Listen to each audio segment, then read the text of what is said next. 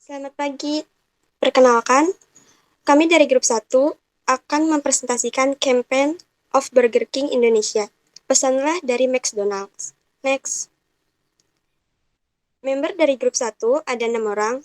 Yang pertama, Citra Melia Rahayu. Yang kedua, Maimunah. Yang ketiga, Maya Briliani Putri. Saya sendiri. Dan keempat, Reni Trijuni. Kelima, Firawulan Widyasari. Dan yang terakhir, Joshua Stefanus. Next. Company Profile. Burger King. Burger King Corporation merupakan salah satu perusahaan restoran yang mengkhususkan diri dalam makanan siap saji internasional yang menjual burger, kentang goreng, dan minuman.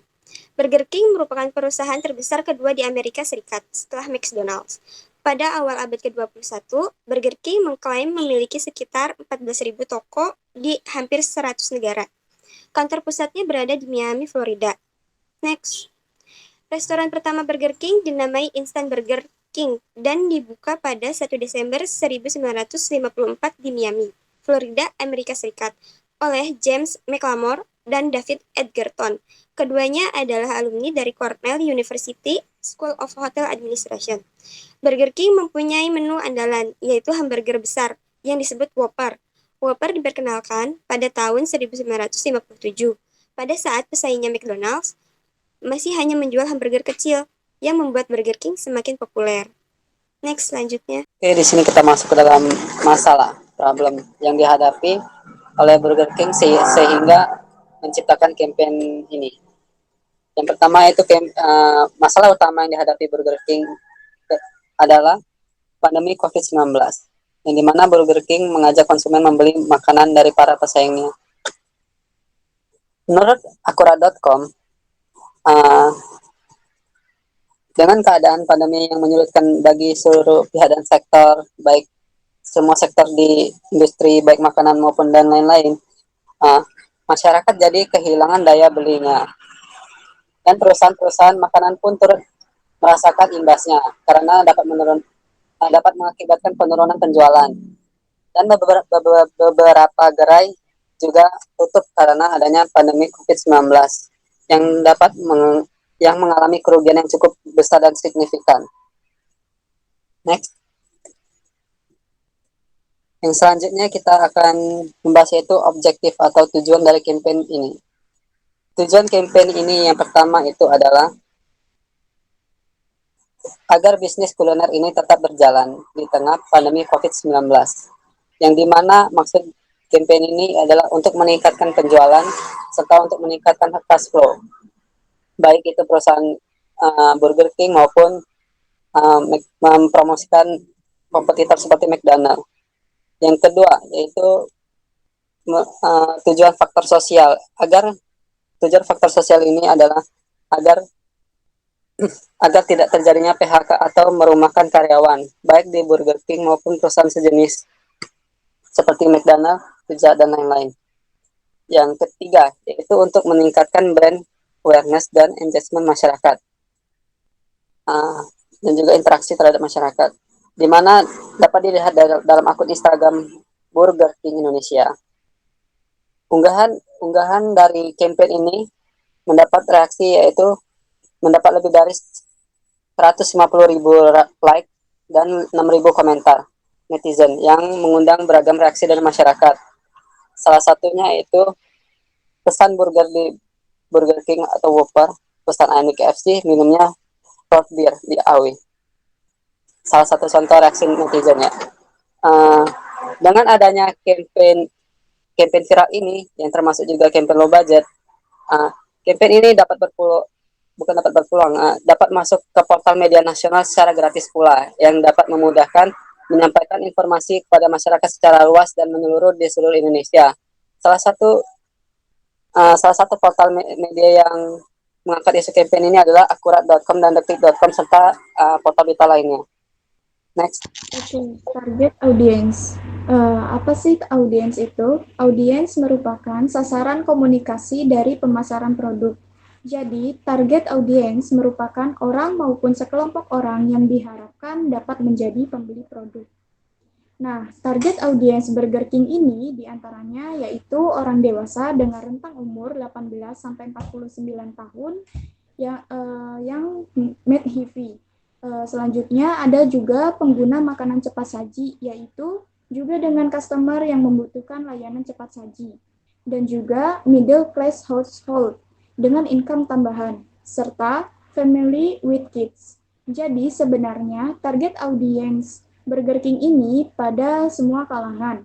Bahkan anak umur 15 tahun pun menjadi pembeli produk Burger King ini, yang mereka menggunakan uang jajan mereka yang sudah mereka kumpulkan. Oke, selanjutnya. Di sini saya akan menjelaskan key highlights dari campaign yang dilakukan oleh Burger King. Di sini ada 2 poin. Yang pertama, mereka melakukan word of mouth marketing sehingga menjadi viral. Nah, pada konsep ini tuh marketing word of mouth ini atau alias pemasaran dari mulut ke mulut. Pada konsep ini juga Burger King menjadi viral. Nah, terutama di sosial media. Nah, campaign dari Burger King ini juga mempunyai keunikan tersendiri karena Burger King Indonesia menganjurkan agar pelanggan membeli makanan dari bisnis lokal lainnya seperti McD dan KFC dan